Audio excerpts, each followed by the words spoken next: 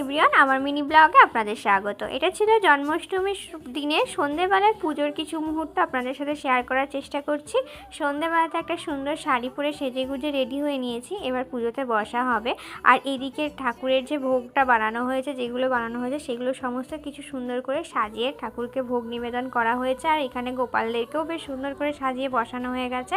বাবা বসে গেছে পুজো করতে। বাবা পুজো করতে বসে পুষ্পাঞ্জলি দেওয়া হলো প্রথমে, তারপরে মা বসেছিল। মা বললো যে আমি একটু ঠাকুরকে আরতি করব, তাই জন্য মা এখানে আরতি করা শুরু করেছে।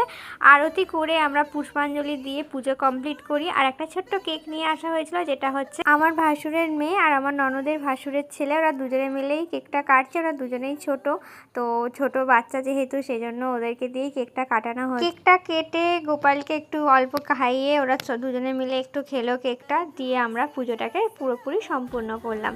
সবাই মিলে, বাড়ির সবাই মিলে হাতে হাত লাগিয়ে একটা ছোট্ট আয়োজন করে পুজোটাকে কমপ্লিট করলাম। আর খুব আনন্দ করেই কাটালাম সময়টা। আর ভিডিওটা আমি এখানেই শেষ করছি। ভিডিওটাকে ভালো লাগলে অবশ্যই লাইক, কমেন্ট, শেয়ার করতে ভুলবেন না। অবশ্যই আমার পাশে থাকবেন, আরও ভালো ভালো ভিডিও যাতে দিতে পারি। সবাই খুব ভালো থাকবেন, সুস্থ থাকবেন। টাটা।